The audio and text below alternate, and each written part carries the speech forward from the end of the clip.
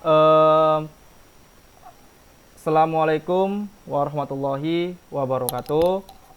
Perkenalkan, kami dari kelompok 6 ingin mempresentasikan tentang materi e-commerce, yaitu mengenai memasarkan e-commerce dan bisnis digital, membangun tim dan membangun daya tahan. Saya Muhammad Novan Anistiawan, NIM 19030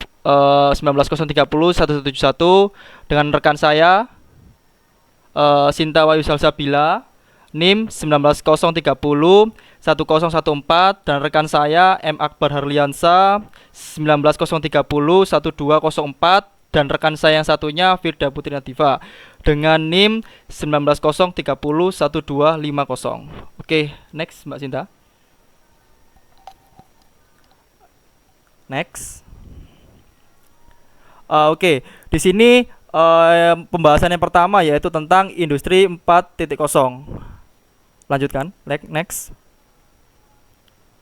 Apa sih industri 4.0?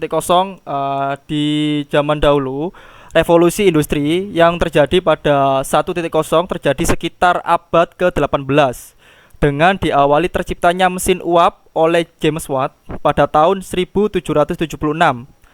Penggunaan mesin uap yang menggantikan tenaga manusia dan hewan pada proses produksi barang mengakibatkan perubahan yang signifikan pada dunia industri.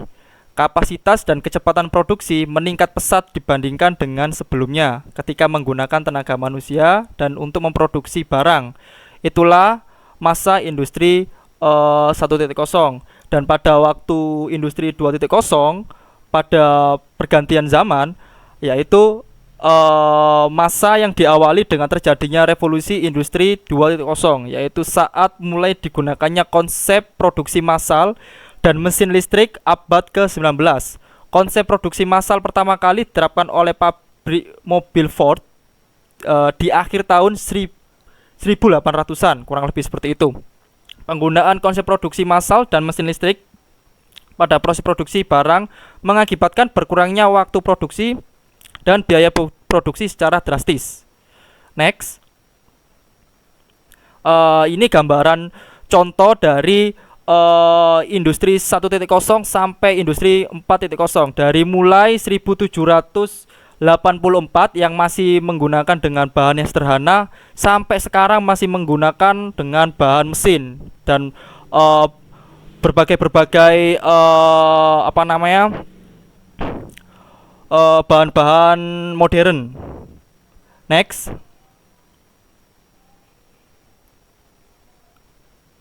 Dan ini yaitu perubahan yang terjadi di dunia pemasaran sebagai akibat maupun adaptasi dari revolusi industri 4.0. Yang pertama, yaitu pemasaran digital menjadi strategi utama pemasaran.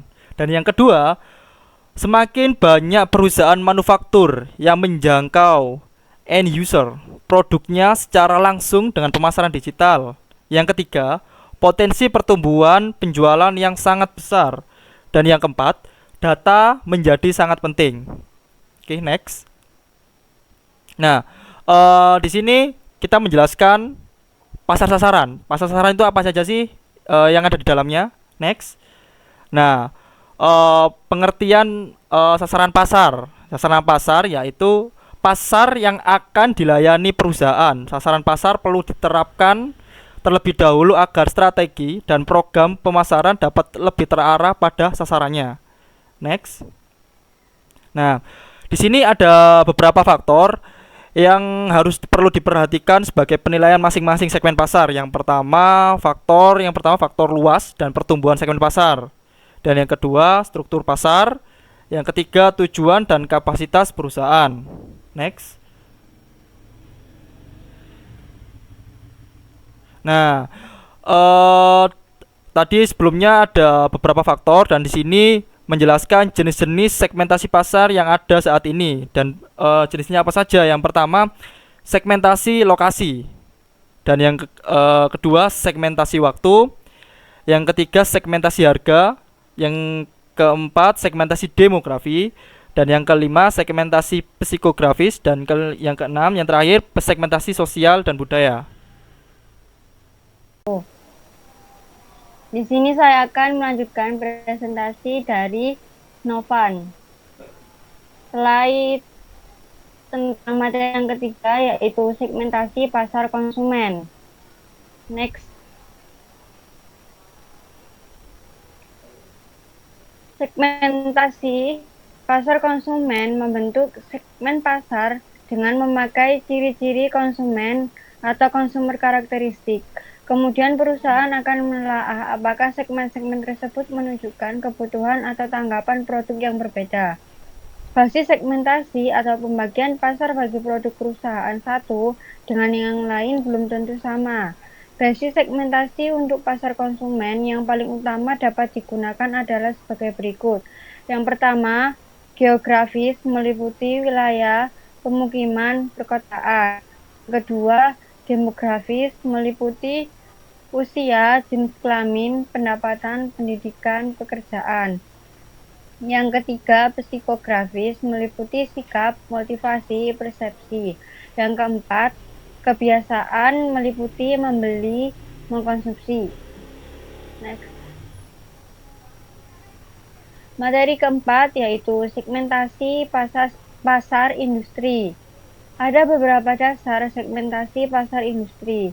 Pemasar konsumen dan pasar industri menggunakan banyak variabel yang sama untuk mensegmen pasar mereka. Pembeli di pasar industri dapat disegmentasi berdasarkan geografis, demografis, atau industri, ukuran perusahaan, atau berdasarkan manfaat yang dicari oleh pembeli, tingkat penggunaan, dan status kesetiaan. Akan tetapi, pemasar di pasar industri juga dapat menggunakan beberapa variabel tambahan, seperti karakteristik operasi, pendekatan pembelian, faktor-faktor situasional, dan karakteristik pribadi pelanggan. Next. Variabel utama segmen pasar industri adalah sebagai berikut. A. Demografis. B. Variabel operasional. C. Pendekatan pembelian. D. Faktor situasional. E. Karakteristik pribadi. Materi kelima yaitu segmentasi pasar komunitas internet. Segmentasi komunitas internet adalah segmentasi komunitas online dari orang-orang yang saling berinteraksi. Segmentasi komunitas online dari orang-orang yang saling berinteraksi. Segmentasi komunitas internet terdiri dari 5 kategori, yaitu yang pertama, komunitas minat, yang kedua, komunitas relasi, yang ketiga, komunitas fantasi, yang keempat, komunitas transaksi, yang kelima, komunitas profesional.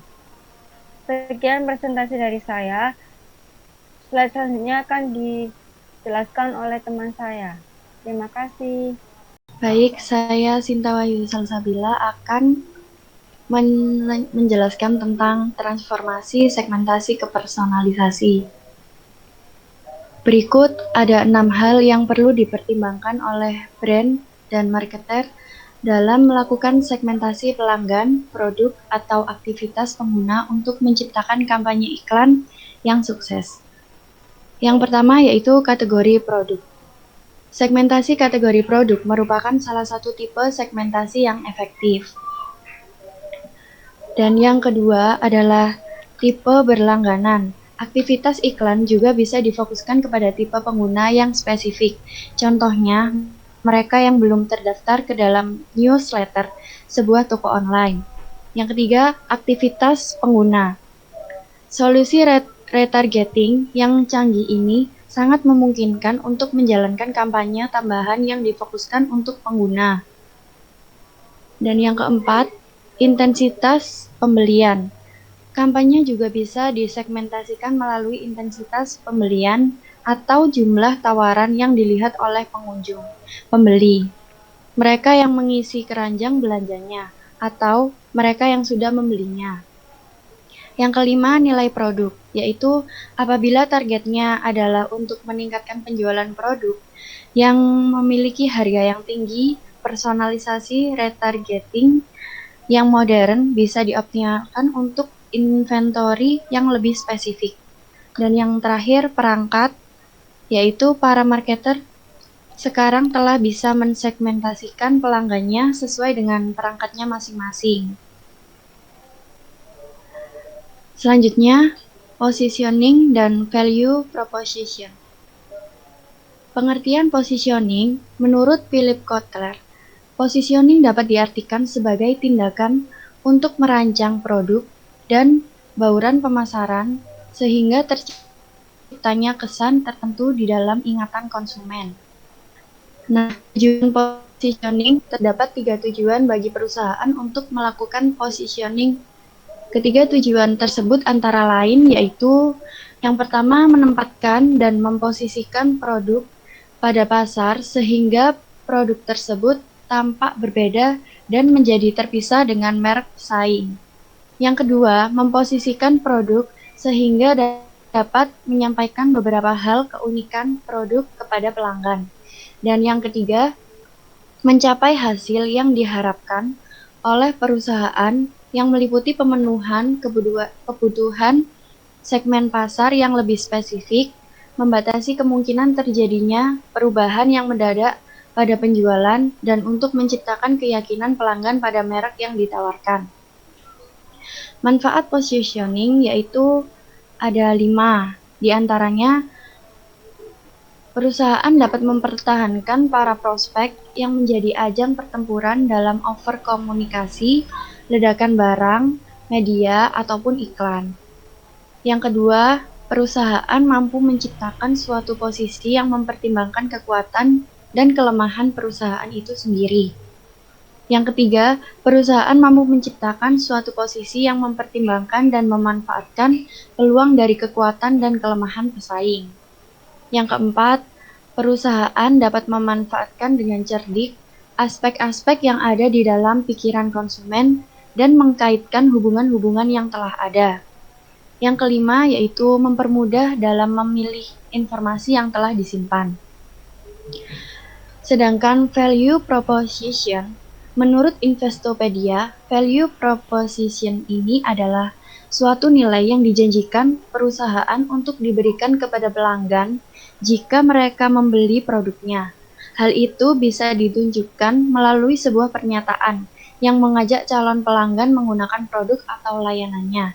Jadi, perusahaan itu haruslah membuat value proposition dengan cara yang sangat meyakinkan, agar calon pelanggan tidak ragu lagi untuk menggunakan produknya. Kemudian ada 3 elemen penting yang harus ada di setiap value proposition. Yang pertama yaitu kelebihan yang ditawarkan kepada pelanggan saat menggunakan produk. Yang kedua, manfaat apa yang akan diperoleh pelanggan setelah menggunakan produk. Dan yang ketiga, alasan mengapa pelanggan harus memilih produk tersebut dan apa yang membedakannya dari pesaing. Assalamualaikum warahmatullahi wabarakatuh. Di sini saya sendiri Muhammad Akbar Aliansa akan melanjutkan presentasi Mbak Sinta. Di sini saya akan menjelaskan tentang membangun tim. Next. Di sini ada beberapa cara, yaitu lebih tepatnya 5 cara efektif membangun tim yang sukses. Yaitu yang pertama adalah hindari prasangka pribadi. Dan yang kedua, fasilitasi komunikasi tim. Dan yang ketiga, pahami psikologi tim. Dan yang keempat, gunakan konsensus tim. Dan yang terakhir, yaitu kelima, dorong anggota untuk mendengarkan dan bertukar pikiran. Di sini saya juga akan menjelaskan tentang membangun daya tahan. Daya saing merupakan faktor penting yang tidak bisa dihindarkan dalam siklus perekonomian, khususnya dalam proses produksi barang dan jasa yang dilakukan untuk memenuhi permintaan pasar. Istilah daya saing atau competitiveness meskipun setidaknya telah diawali oleh konsep keunggulan komparatif atau bisa disebut comparative advantage oleh Ricardo sejak abad 18. Ini mendapat perhatian yang semakin besar terutama 3 dekade belakangan ini. sini ada 5 strategi kompetensi dasar yang dapat digunakan perusahaan dalam memenangkan persaingan, yaitu pertama, strategi kepemimpinan biaya atau cost leadership strategi, dan yang kedua, strategi diferensiasi atau differentiation strategi, dan yang ketiga, strategi inovasi atau innovation strategi, dan yang keempat ada strategi pertumbuhan atau growth strategi, dan yang terakhir yaitu strategi aliansi atau alliance strategi. Kesimpulan, revolusi industri 4.0 yaitu sebuah revolusi industri di abad 21 di mana terjadi perubahan besar-besaran di berbagai bidang lewat perpaduan teknologi yang mengurangi atau bahkan menghilangkan sekat-sekat antara dunia fisik, digital, dan biologi. Untuk menetapkan sasaran pasarannya, perusahaan perlu terlebih dahulu melakukan penilaian masing-masing kelompok pasar. Segmentasi pasar memberikan peluang bagi perusahaan untuk menentukan kelompok-kelompok pasar yang akan dipilih sebagai sasarannya. 5. Strategi kompetensi dasar yang dapat digunakan perusahaan dalam memenangkan persaingan, yaitu 1. Strategi kepemimpinan biaya atau cost leadership strategi, dan yang kedua, strategi diferensiasi, dan yang ketiga, strategi inovasi atau innovation strategi, dan yang keempat, strategi pertumbuhan atau growth strategi, dan yang terakhir, strategi aliansi. Demikian presentasi atas kelompok kami. Mohon maaf bila ada kesalahan atau kekurangan dari presentasi ini. Wassalamualaikum warahmatullahi wabarakatuh. Terima kasih. Waalaikumsalam warahmatullahi wabarakatuh.